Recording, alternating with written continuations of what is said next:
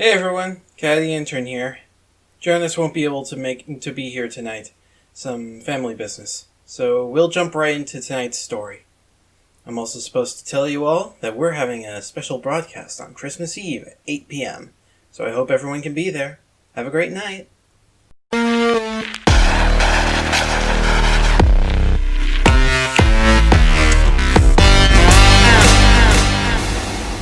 There was once a young fellow who enlisted as a soldier, conducted himself bravely, and was always the foremost when it rained bullets.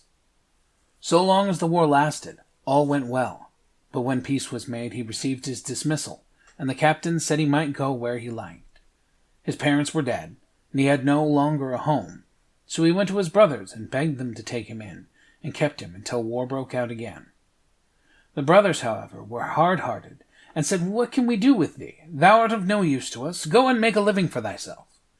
The soldier had nothing left but his gun. He took that on his shoulder and went forth into the world. He came to a wide heath, on which nothing was to be seen but a circle of trees. Under these he sat sorrowfully down and began to think over his fate. "I have no money," thought he.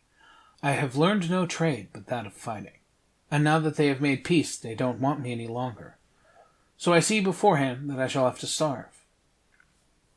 All at once he heard a rustling, and when he looked round, a strange man stood before him, who wore a green coat and looked right stately, but had a hideous cloven foot. "I know already what thou art in need of," said the man. "Gold and possessions shalt thou have, as much as thou canst make away to do what thou wilt. But first I must know if thou art fearless, that I may not bestow my money in vain." "A soldier and fear, how can those two things go together?" he answered. "Thou canst pull me to proof." "Very well, then," answered the man. "Look behind thee." The soldier turned round and saw a large bear, which came growling toward him. "Ho!" cried the soldier, "I will tickle thy nose for thee, so that thou shalt soon lose thy fancy for growling." And he aimed at the bear and shot it through the muzzle. It fell down and never stirred again.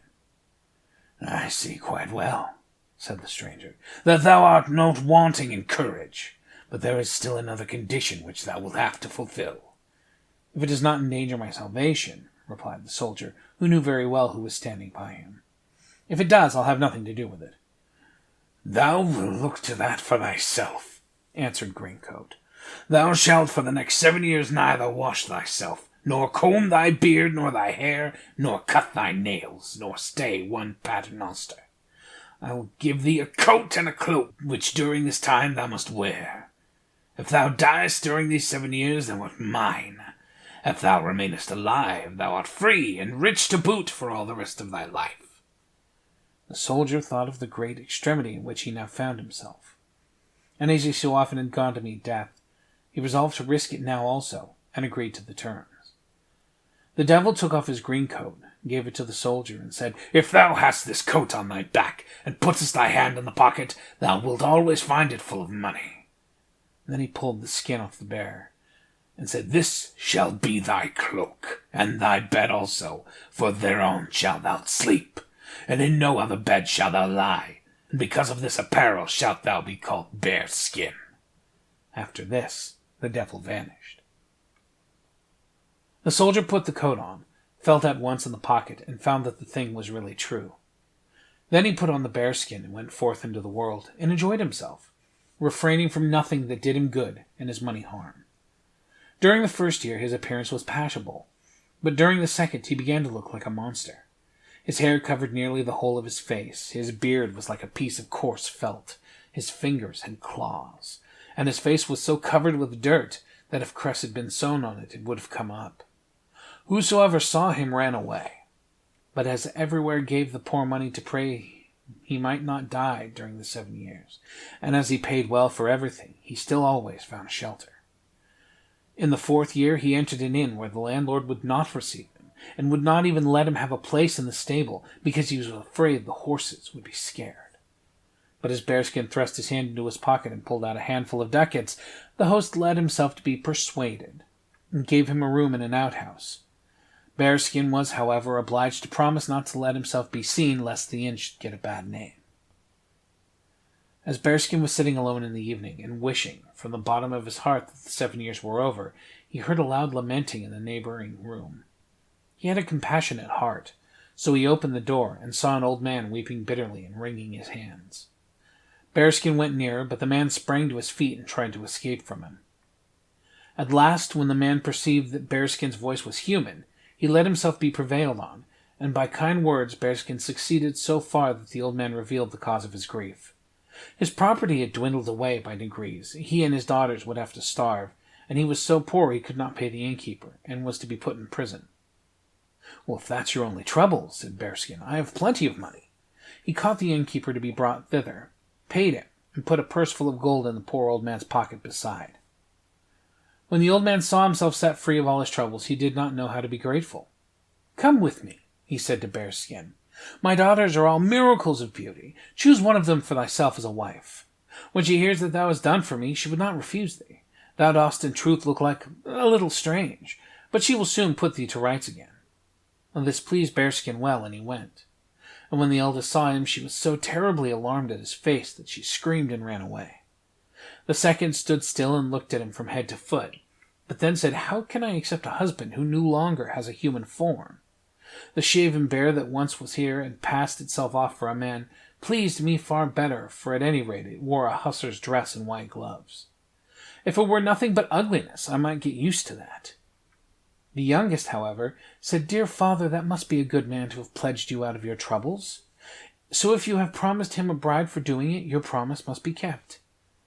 It was a pity that Bearskin's face was covered with dirt and hair, for if not, they might have seen how delighted he was when he heard these words. He took a ring from his finger, broke it in two, and gave her one half. The other he kept for himself. He wrote his name, however, on her half and hers on his, and begged her to keep her peace carefully. And then he took his leave, and said, "I must still wander about for 3 years, and if I do not return, you are free, for I shall be dead. But pray to God to preserve my life." The poor betrothed bride dressed herself entirely in black, and when she thought of her future bridegroom, tears came into her eyes. Nothing but contempt and mockery fell to her from the sisters. "Take care," said the eldest. "If thou givest him thy hand, he will strike his claw into it." "Beware," said the second. "Bears like sweet things, and if he takes a fancy to thee, he will eat thee up." "Thou must always do as he likes," began the elder again, "or else he will growl." And the second continued, "But the wedding will be a merry one, for bears dance well." The bride was silent. It did not let them vex her.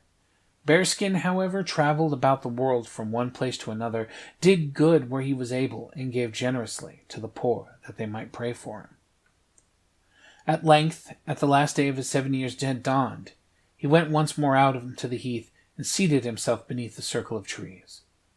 It was not long before the wind whistled, and the devil stood before him and looked angrily at him. Then he threw Bearskin his old coat and asked for his green one back. "We have not gone so far as that yet," answered Bearskin. "Thou must first make me clean." Whether the devil liked it or not, he was forced to fetch water and wash Bearskin, comb his hair, and cut his nails. After this, he looked like a brave soldier, and was much handsomer than he had been before. When the devil had gone away, Bearskin was quite light-hearted. He went into the town and put on a magnificent velvet coat, seated himself in a carriage drawn by 4 white horses, and drove to his bride's house. No one recognized him. The father took him for a distinguished general, and led him into the room where his daughters were sitting. He was forced to place himself between the 2 eldest, and they helped him to wine, and gave him the best pieces of meat, and thought that in all the world they had never seen a handsomer man. The bride, however, sat opposite to him in her black dress, and never raised her eyes nor spoke a word. When at length he asked the father if he would give him one of his daughters to wife, the 2 eldest jumped, ran into their bedrooms to put on splendid dresses, for each of them fancied she was the chosen one. The stranger, as soon as he was alone with his bride, brought out his half of the ring, and threw it in a glass of wine which he reached across the table to her. She took the wine, but when she had drunk it and found her half-ring lying at the bottom, her heart began to beat. She got the other half, which she wore on a ribbon around her neck, joined them, and saw that the 2 pieces fitted exactly together. Then he said, "I am thy betrothed bridegroom, who thou sawest as Bearskin, but through God's grace I have again received my human form, and have once more become clean." He went up to her, embraced her, and gave her a kiss. and in the meantime the two sisters came back in full dress. When they saw that the handsome man had fallen to the share of the youngest, and heard that he was Bearskin, they ran out of anger and rage. One of them drowned herself in the well, and the other hanged herself on a tree. In the evening, someone knocked on the door, and when the bridegroom opened it, it was the devil in his green coat, who said, "Seest thou, I have now got 2 souls in the place of thy 1.